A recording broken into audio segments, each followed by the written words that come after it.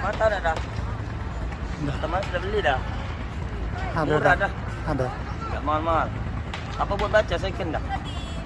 Ha.